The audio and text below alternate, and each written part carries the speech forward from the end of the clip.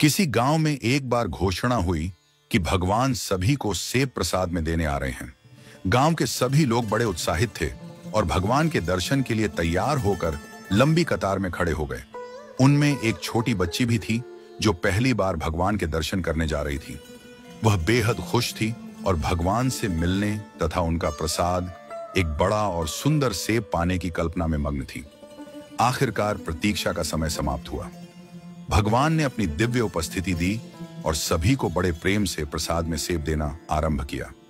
जब बच्ची की बारी आई तो भगवान ने उसे एक बड़ा लाल और चमचमाता सेब दिया। बच्ची का हृदय प्रसन्नता से भर गया, लेकिन जैसे ही वह सेब लेकर कतार से बाहर निकली, अचानक सेब उसके हाथ से छूटकर पास की कीचड़ में गिर गया। वह सेब गंदा हो गया और बच्ची का चेहरा उदासी से भर गया। अब उसे दोबारा कतार में लगना पड़ेगा। दूसरी कतार पहली कतार से भी लंबी थी। बच्ची ने सोचा कि इतनी लंबी कतार में फिर से लगना मुश्किल होगा, लेकिन उसके पास और कोई विकल्प नहीं था। वह धैर्य के साथ फिर से अपनी बारी की प्रतीक्षा करने लगी। इस बीच कतार में खड़े अन्य लोग ईमानदारी से अपनी बारी का इंतजार कर रहे थे और प्रसाद के रूप में सेब लेकर जा रहे थे। बच्ची देख रही थी कि आधी कतार को सेब मिलने के बाद भगवान के पास सेब खत्म होने लगे। अब बच्ची और भी ज्यादा उदास हो गई। उसने मन ही मन सोचा, क्या मेरी बारी आने तक सेब खत्म हो जाएंगे? वह निराश थी, लेकिन यह बात नहीं जानती थी कि भगवान का भंडार कभी खाली नहीं होता। जब अंततः उसकी बारी आई तो भगवान के पास सेबों की नई टोकरी आ चुकी थी।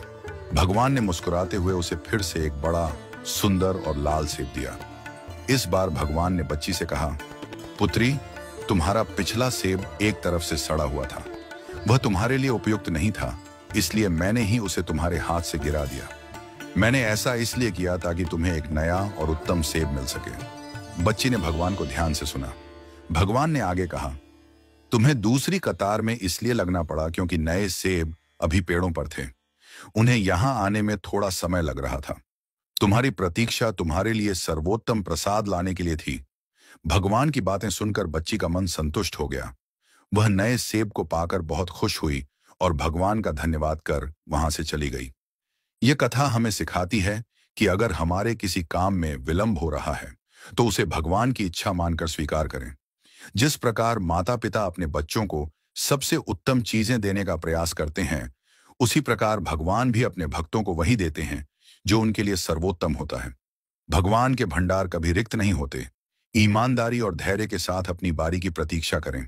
जो आपके लिए उचित है वह आपको अवश्य मिलेगा। हर देरी के पीछे भगवान की कोई ना कोई योजना होती है।